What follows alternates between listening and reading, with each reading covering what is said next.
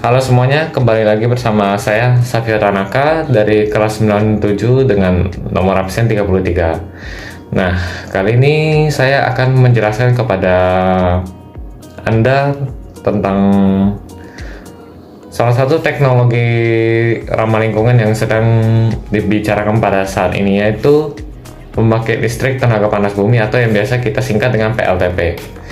Nah, sebelumnya, apa itu PLTP? PLTP atau pembangkit listrik tenaga panas bumi adalah sistem pembangkit listrik yang menggunakan panas dari mantel bumi untuk menghasilkan listrik.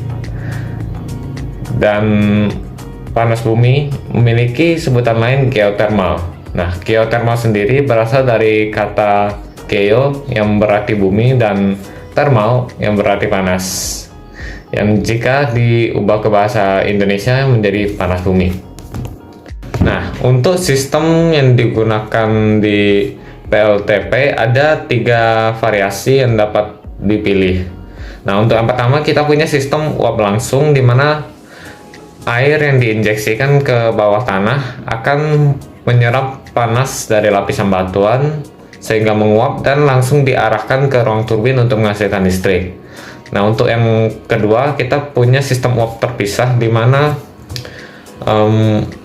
air yang digunakan untuk menyerap panas dari batuan serta air yang digunakan untuk memutar turbin itu berada di 2 sistem yang terpisah, sehingga memerlukan heat exchanger atau pemindah panas untuk memindahkan panas dari satu saluran ke saluran lain.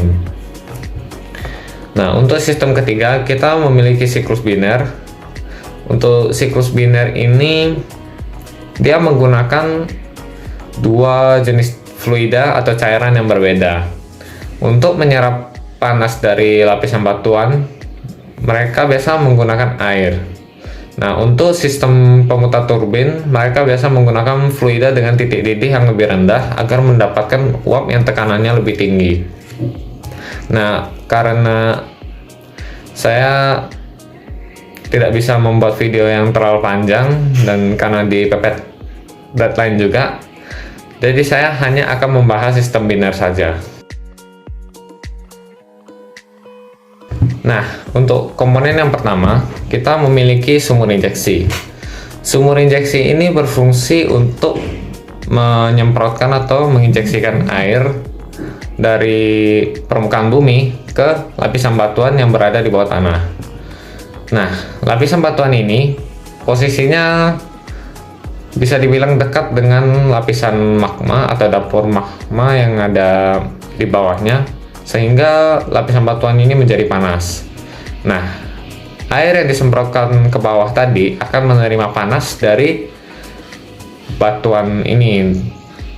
Sambil merembes melalui celah-celahnya, air ini akan menguap dan akan diarahkan ke permukaan lagi oleh sumur produksi.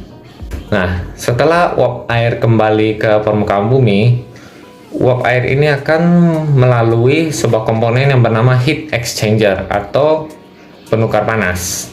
Nah, uap air tersebut akan dialirkan melalui kisi-kisi kecil yang didinginkan oleh isobutana, sehingga panas dari uap air ini dipindahkan ke isobutana. Dan isobutana ini memiliki salurannya tersendiri yang terpisah dari saluran uap air tadi. Dan saluran isobutana inilah yang terhubung ke turbin. Dan turbin ini adalah komponen yang akan mengubah energi panas dari gas isobutana itu menjadi energi gerak. Dan energi gerak itu akan diubah oleh generator menjadi energi listrik yang siap didistribusikan ke pemukiman di sekitarnya. Nah, setelah melalui turbin, isobutana ini akan melalui sebuah komponen yang bernama kondensor yang berfungsi untuk mengambil panas dari isobutana untuk dibuang. Nah, tujuan dari penggunaan kondensor ini adalah supaya gas isobutana tadi tidak menjadi terlalu panas saat dipanaskan ulang. Dan mengapa demikian? Karena Jika temperatur isobutana terlalu tinggi, maka otomatis tekanannya akan menjadi terlalu tinggi dan dapat menyebabkan kebocoran pada sistem saluran. Nah, kemudian setelah itu, panas yang diterima oleh kondensor akan dibawa melalui media cair ke sebuah komponen yang bernama menara pendingin. Nah, di dalam menara pendingin ini ada sebuah radiator yang ditiup oleh sebuah kipas besar di bawahnya.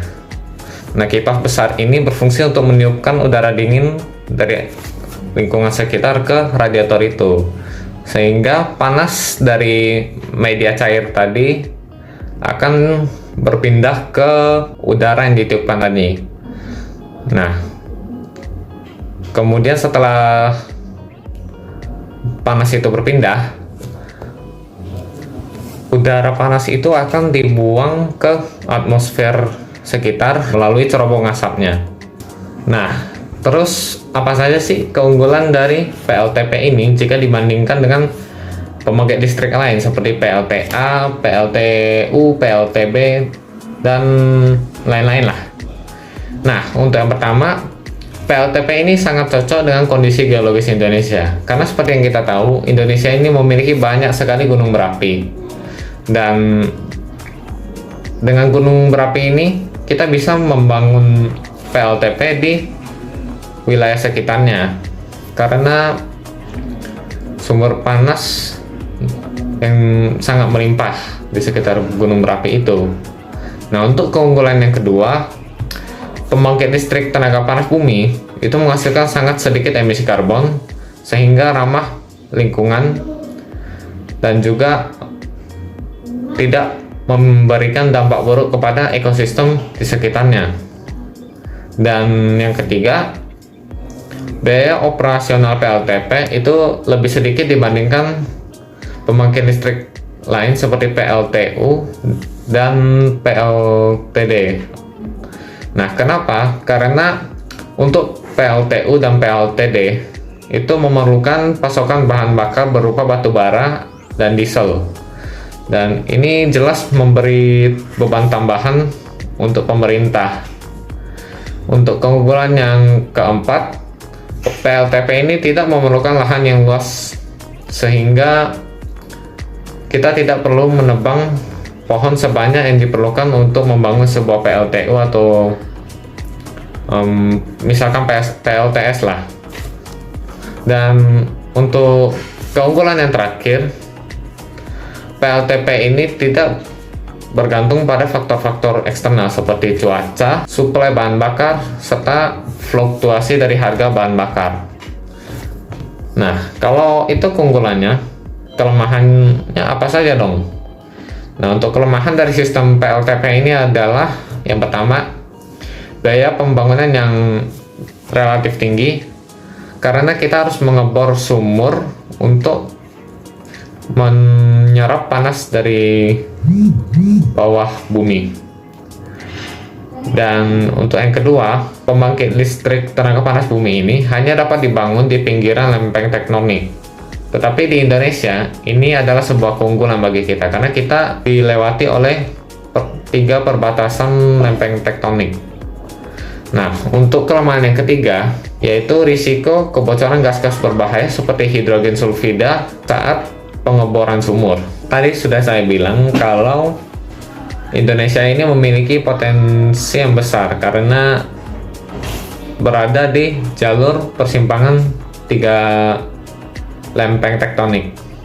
Nah, dilansir dari cnbcindonesia.com, Indonesia menempati peringkat kedua terbesar setelah Amerika Serikat dalam hal potensi panas bumi.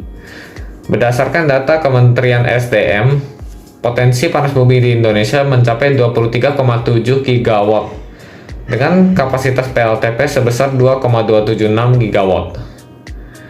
Dengan energi yang dapat dihasilkan ini, PLTP memiliki potensi atau kemampuan untuk mengurangi ketergantungan Indonesia terhadap bahan bakar fosil seperti batu bara, gas alam, minyak bumi, dan diesel.